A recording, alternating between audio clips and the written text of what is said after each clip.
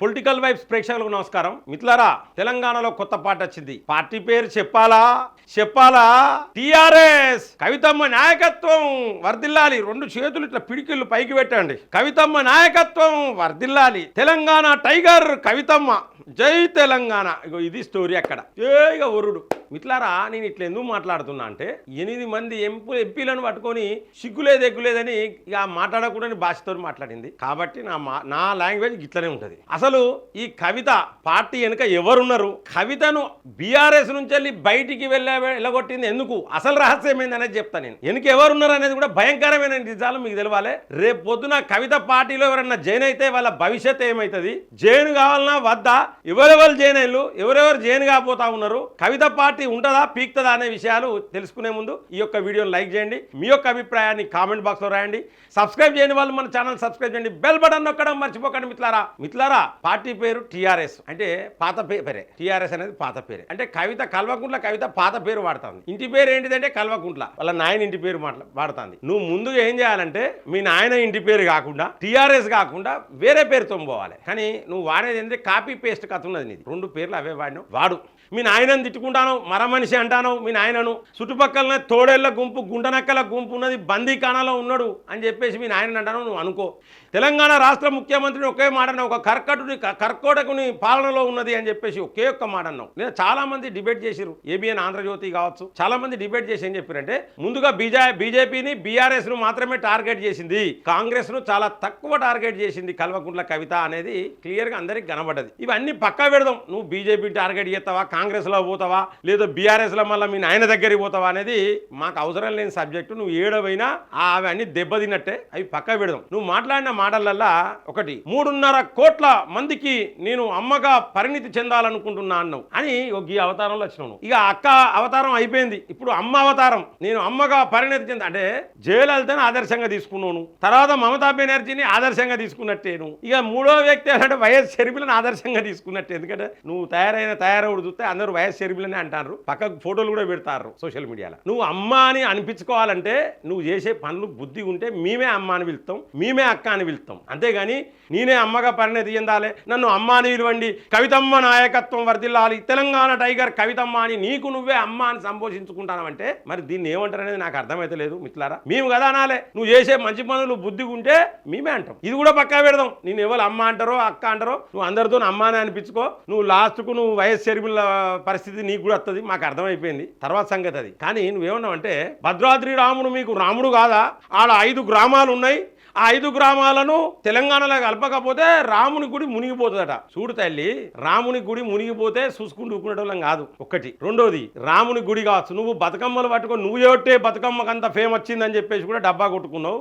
బతుకమ్మ చరిత్ర నీకు తెలుసో తెలియదో? ఫస్ట్ నిజాం పాలన కాంచెలు ఉన్నది బతుకమ్మలు, ఎప్పుడు వెనకటి నుంచి ఉన్నాయి బతుకమ్మ. అప్పటి నుంచెలే నువ్వు వచ్చినాక బతుకమ్మ స్టైల్ మారింది. డీజే డాన్సులు స్టార్ట్ అయినాయి నువ్వు వచ్చినాక. బతుకమ్మ అప్పుడు వేరే ఆడేది, నువ్వు వచ్చినాక డీజే డాన్సులు స్టార్ట్ అయినాయి. ఇవన్నీ పక్కా పెట్టు. బతుకమ్మ అంటే నువ్వు అంటే బతుకమ్మ కాదు. కాంగ్రెస్ వాడు కదా చెప్పినట్టు ముస్లింలు అంటే కాంగ్రెస్ అంటే ముస్లింలు అన్నట్టున్నది కథ నీది. వద్దు, డబ్బాలు కొట్టుకుంటూ బంద్ చేయి. ముఖ్యంగా చెప్పాలంటే ఇవ క్లీన్ చిట్ వచ్చింది సారా కేసులా. మిత్రులారా, చాలా మంది ఎన్నో నేరాలు ఘోరాలు చేస్తారు, బయటికి వస్తారు, వాళ్ళకు కూడా క్లీన్ చిట్ వస్తుంది. కారణం ఏంటిది? సాక్ష్యాలు సరిగా లేనందున వాళ్ళు బయటికి వస్తారు తప్పితే వాళ్ళు తప్పు చేయలేదని కాదు. ఇంతమంది శిక్షలు పడ్డాయి. యాంటీ కరప్షన్ బ్యూరోలు కొన్ని 1000 మందిని పట్టుకున్నారు. 1000 మంది ఇప్పుడు జైలు పోయినరా, 1000 మంది రిమూవల్ ఫ్రమ్ సర్వీస్ అయినలా. ఒక్కసారి ఆలోచించండి. వాళ్ళకు కూడా క్లీన్ చిట్ వస్తుంది. అంటే సాక్ష్యాలు సరిగ్గా లేనప్పుడు కోర్టులు ఏం చేస్తాయంటే క్లీన్ చిట్ ఇస్తాయి. అంతేగాని నువ్వు తప్పు చేయలేదని కాదు, మీ నాయన అవినీతికి పాల్పడలేదని కాదు. ఇప్పటి వరకు మీ నాయన జైలు పోలేదంటే, మీ అన్న జైలు పోలేదంటే, మీ బావ జైలు పోలేదంటే, నువ్వు కూడా జైలు పోలేదంటే మీరు అవినీతికి పాల్పడలేదని చెప్పట్లేదు. తెలంగాణ వచ్చింది, ఎన్నో నేరాలు జరిగినాయి, ఎన్నో ఘోరాలు జరిగినాయి, ఎన్నో తప్పులు జరిగినాయి. ఆ కుటుంబంలో నేనున్నా, దాంట్లో నాది బాధ్యత. నాకు సిగ్గుగా అనిపిస్తాను, నీకు సిగ్గుగా అనిపిస్తుంది. మరి ఎంపీలను ఎందుకు సిగ్గు లేదంటావు? నీకు నువ్వే ఒప్పుకున్నావు, నాకే సిగ్గుకున్నది. ఆ తప్పు నేనే చేసినా అని అన్న నువ్వు ఎంపీలను పట్టుకొని సిగ్గుందా అని అడుగుతాంటివి. 5 గ్రామాలన్నట్టు ఇలా కలపాలట. దానికి ఎంపీలు ఏం చేస్తారు?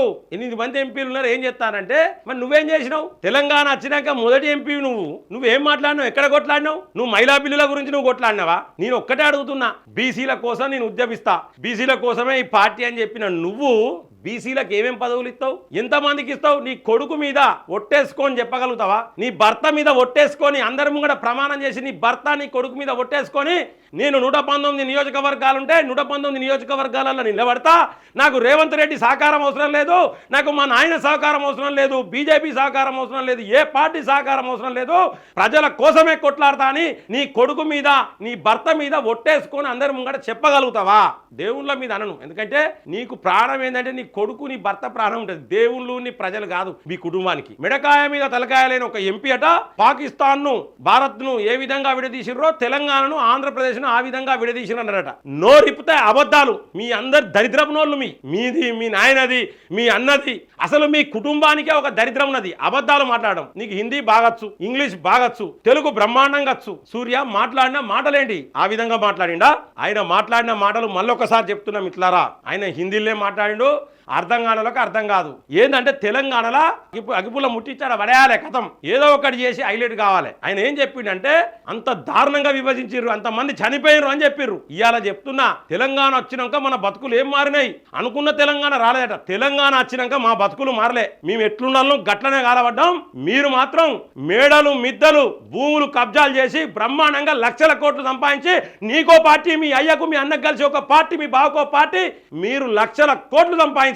మా బతుకులు మాత్రం ఇట్లనే ఉన్నాయి, ప్రజలందరూ చూస్తా ఉన్నారు. నిజంగానే నువ్వు అన్నావు చూసినావా, మా 8 మంది ఎంపీలకు సిగ్గు లేదన్నావు కదా, నీలాగా మేడలు మిద్దలు సంపాదించుకోలే. మరి ఇప్పుడు చెప్పు, ఎవరికి సిగ్గు లేదు? ఒక్కసారి ఆలోచించుకోవాలి మిత్రులారా. నేను ఎవరిని అనను, మహిళ కదా, ఆమెను ఒక్క మాట అనకూడదు. అంటే ఇప్పుడు లొల్లులు స్టార్ట్, ఆమెకు టీం ఉంటుంది, పోతారు స్టూడియోల వాళ్ళకి కొడతారు, ఈ విమానం మోతం పోతారు, మళ్ళీ దెబ్బలు పడి కూడా వస్తారు. ఒక లేత్తలేడు ఇప్పటికి. ఇది జరిగింది కదా, ఇది జరిగింది. ఆమెకు ఎవరు కోఆపరేట్ చేసిర్రో, ఏ ప్రభుత్వం కోఆపరేట్ చేసింది? మరి పోయి తీర్మార్ మల్లన్న దాంట్లో విధ్వంసం చేసిర్రు, ఆడు ఈ పంతమానంగా చంపిండు, మొత్తం కాలు రెక్కలు కొట్టి పంపించాడు. మానవ తక్కువేం కాదు. ఇట్లారా వీళ్ళ పద్ధతులు ఇట్లుంటాయి. మరొక్కసారి తెలంగాణలో ఇటువంటి వాళ్ళు వస్తే ఇక విధ్వంసమే. ఇప్పటికీ నేను ఏమనుకుంటా అంటే బీఆర్ఎస్ కు ఒక బ్రేక్ ఇవ్వడం అనేది మన అందరికీ మంచిగా జరిగింది. తెలంగాణ ప్రజలకు కాంగ్రెస్ కూడా బ్రేక్ ఇవ్వాలి సార్, బీఆర్ఎస్ కు బ్రేక్ ఇవ్వాలి. ఇసొంటోళ్ళను పార్టీలు పెట్టిన వాళ్ళు ఏంటంటే వీళ్ళకు కనీసం ఎక్కడ కూడా 500 ఓట్లు 300 ఓట్లు రానియద్దు మిత్రులారా. ఎందుకంటే మళ్ళీ వచ్చారు కొత్త అవతారం, ఇది అమ్మ అవతారం. నువ్వు జయలలిత కావాలనుకుంటే మంచి పనులు చేసుకో, పేరు సంపాదించుకున్న తర్వాత అమ్మాని పిలిపించుకో. కానీ 3.5 కోట్ల మందికి నేను అమ్మగా పరిణితి చెందాలనుకుంటే నువ్వు అనుకుంటే సరిపోదు, మేము అనుకోవాలి. నీ పద్ధతులు మంచిగా లేవు. నువ్వు పార్టీ ఇనాగ్రేషన్ చేసినప్పుడు పద్ధతిగా మాట్లాడాలి. సిగ్గు లేదు అంటవా ఎంపీలను పట్టుకొని? నీకంట పెద్దోళ్ళను, వయసులో పెద్దగా ఉన్నోళ్ళను, అనుభవం ఉన్నోళ్ళను సిగ్గు లేదంటవా? ఇదేనా నీ రాజకీయం? ఒక రాజకీయ పార్టీ పెట్టిన నువ్వు ఇదేనా? ఎందుకు నేను మహిళను నన్ను తిరిగి సిగ్గు లేదు అని ఆ 8 మంది ఎంపీలు అన్నారనే గుండె ధైర్యంతోనే కదా మా సంస్కారం. అది నీ సంస్కారం. ఇది నీకు మీ అయ్య సంస్కారం నేర్పలే, మీ అయ్య సంస్కారవంతుడు కాదు. మీరందరూ తెలంగాణలో మీరు బాగుపడ్డారు, కేసీఆర్ బాగుపడ్డాడు, కేటీఆర్ బాగుపడ్డాడు, హరీష్ రావు బాగుపడ్డాడు, నువ్వు బాగుపడ్డావు. ఇవాళ 5 గ్రామాలు గుర్తుకొచ్చినాయి. ఎంపీ పదవి ఉన్నప్పుడు 5 గ్రామాలు గుర్తుకు రాలేదా? నేరెళ్ల ఘటన ఇవాళ గుర్తుకొచ్చింది. అప్పుడు ఎంపీ ఉన్నప్పుడు, ఎమ్మెల్సీ ఉన్నప్పుడు నేరెళ్ల ఘటన గుర్తుకు రాలేదా? మీ నాయనని తిట్టుకుంటావా, మీ అన్నని తిట్టుకుంటావా, మీ బావని తిట్టుకుంటావా, నీకు నువ్వే తిట్టుకుంటావా, నీకు నువ్వే సిగ్గు లేదని అనుకుంటావా? అనుకున్నావు కదా, నాకు సిగ్గు లేకుండా అని చెప్పేసి నువ్వే మాట్లాడినావు. అది మాకు సంబంధం లేదు. ఇంకోసారి భారతీయ జనతా పార్టీ పేరు కనుక చెప్తే దయచేసి నేను భారతీయ జనతా పార్టీ ఎంపీలకు ఎమ్మెల్యేలకు కూడా సూచన చేస్తాను. మీ స్థాయి కాదు, మీ జోలికి వస్తే జస్ట్ ఒక మెసేజ్ పెట్టండి, మేము చూసుకుంటాం. ఆవిడకు ఉన్న ఆస్తులు ఏంది, ఆవిడ వెనుక ఎవరున్నారు, ఆవిడ ముందుకు పోతుందా వెనుక, ఇవన్నీ మాకు తెలుసు. మీ స్థాయి కాదు, మీ పని మీరు చేసుకోరు. 8 మంది ఎమ్మెల్యేలకు 8 మంది ఎంపీలకు నేను రిక్వెస్ట్ చేసి చెప్తా ఉన్నా, మీకు అవసరం లేదు, మీ స్థాయి కాదు. మిత్రులారా, నేను ఇంకొక విషయం చెప్పదలుచుకున్నా. ఏంటంటే ఈ పార్టీలకు కొంతమంది పోవాలనుకుంటారు. వాళ్ళు ఏమనుకుంటారంటే కల్వకుంట్ల కవిత దగ్గర బాగా డబ్బులు ఉన్నాయి, మాకు కాన్స్టిట్యున్సీకి ఒక 12 కోట్లు 20 కోట్లు ఇచ్చేటట్టు పార్టీ ఫండ్ నేను నిలబడతా అని జైనందుకు పోతారు. ఇదంతా ఒట్టి ముచ్చటనే. లాస్ట్ కేసీఆర్ బిడ్డ రావే, నీకు 5 సీట్లు ఇస్తా, నిన్ను డిప్యూటీ సీఎం చేస్తా, వాడిని ముఖ్యమంత్రిని చేస్తా, రామన్ని ముఖ్యమంత్రిని చేస్తా, నిన్ను డిప్యూటీ సీఎం చేస్తా అని కేసీఆర్ అంటే కథం క్లోజ్ మ్యాటర్. మీ బతుకులు బస్టాండ్ అవుతాయి. ఒక్కసారి ఆలోచించండి. కల్వకుంట్ల కవిత ఎంపీ ఉన్నప్పుడు, ఎమ్మెల్సీ ఉన్నప్పుడు జాగృతి ఉన్నది. జాగృతిలో ఉన్న వాళ్ళు ఏ ఒక్కరు బాగుపడ్డారో ఒక్కసారి చెప్పండి. అప్పుడు మీ గురించి ఈ కల్వకుంట్ల కవిత ఆలోచించిందా? ఒక్కసారి చెప్పండి. మీరు కూడా మా అన్నదమ్ముళ్ళే, అక్కా చెల్లెళ్ళే. మిమ్మల్ని మీ గురించి అప్పుడు ఆలోచించదు. అప్పుడు ఆమెకు ఆలోచనలు ఉన్నాయి. ఇప్పుడే వస్తాయి. ఏంటంటే మిమ్మల్ని పైకి తీసుకొస్తా, నేను ఎమ్మెల్యేని తెస్తానగానే ఉబ్బి యువత వస్తుంది. ఈ పార్టీ ముందుకు పోతుందా? పోదా? ఖచ్చితంగా ఈ పార్టీ ముందుకు పోదు. కారణం ఏంటంటే కేసీఆర్ ను ప్రజలు నమ్మే పరిస్థితి లేదు. ఒక ఒకవేళ కేసీఆర్ కొంత సింపతి వచ్చినా కల్వకుంట్ల కవితకు మాత్రం సింపతి రాదు. కల్వకుంట్ల కవితకు క్లీన్ చిట్ వచ్చినా తెలంగాణ ప్రజలు మాత్రం కల్వకుంట్ల కవితను నమ్ముతలేరు. మన బ్రాండ్ ఏంటంటే దేశ విదేశాలకు తీసుకుపోయిన ఘనత ఈ అమ్మదే, ఈ అక్కదే. నేను చెప్తున్నా కదా మిత్రులారా, ఎట్టి పరిస్థితుల పార్టీలో పోవాలనుకుంటే మీ బతుకులు బస్టాండ్ అయితే మళ్ళీ ఆమె బాగుపడడం కోసమే, ఆమె క్యాబినెట్లో ఖచ్చితంగా ఆమె ఉండడం కోసమే ఈ కొత్త అవతారము. నేను క్లియర్గా చెప్తున్నా. ఆమె జయలలిత కాదు, అమ్మ అని ఆమె అనుకుంటే జయలలిత కాదు. మొన్న చెప్పింది మన దేశానికి పట్టిన దరిద్రం, అస్త దరిద్రం మమతా బెనర్జీని సపోర్ట్ చేయమని చెప్పిందంటేనే ఈమె పరిస్థితి ఏంది. ఎప్పటికీ ఈమె జై తెలంగాణ అని మాత్రమే అంటది, జై భారత్ అన్నది. దేశం అక్కర్లేదు ఈమెకు, జై తెలంగాణ. ఎందుకంటే తెలంగాణలోనే ఉండాలి, ఆస్తులు సంపాదించుకోవాలి. దేశం కోసం మనం ఏం చేయొద్దు, తెలంగాణ కోసం ఏం చేయొద్దు. ఎంతో మంది చనిపోతే ఆ చనిపోయిన ఆ శవాల మీద అడుగులు వేసుకుంటూ వీళ్ళు మేడలు మిద్దలు సంపాదించారు. ఒక్కసారి ఆలోచించండి. కామెంట్లు చాలా మంది పెడతా ఉన్నారు. కల్వకుంట్ల కవితకు కూడా సూచనలు చేస్తారు. ఫస్ట్ కామెంట్లు చదువు. నీ ఛానల్ కొత్త ఛానల్ ఓపెన్ చేసినావు, దాంట్లో కామెంట్లు చదువు. కామెంట్లు చదివితే జీవితంలో అటువంటి స్పీచ్ ఇవ్వవు నువ్వు ఇక. సో మిత్రులారా, ఏది ఏమైనప్పటికీ ఈ టీఆర్ఎస్ ముందుకు పోతుందా పోదా అనేది మీకు ఈ వీడియో చూస్తే మీకు అర్థమైంది. మీ యొక్క అభిప్రాయాన్ని కూడా కామెంట్ బాక్స్ లో రాయండి. లైక్ చేయండి, ఈ యొక్క వీడియోను 10 మందికి షేర్ చేయండి. తప్పకుండా సబ్స్క్రైబ్ చేయని వాళ్ళు మన ఛానల్ సబ్స్క్రైబ్ చేయండి. బెల్ బటన్ నొక్కడం మర్చిపోకండి మిత్రులారా. జై హింద్, జై భారత్.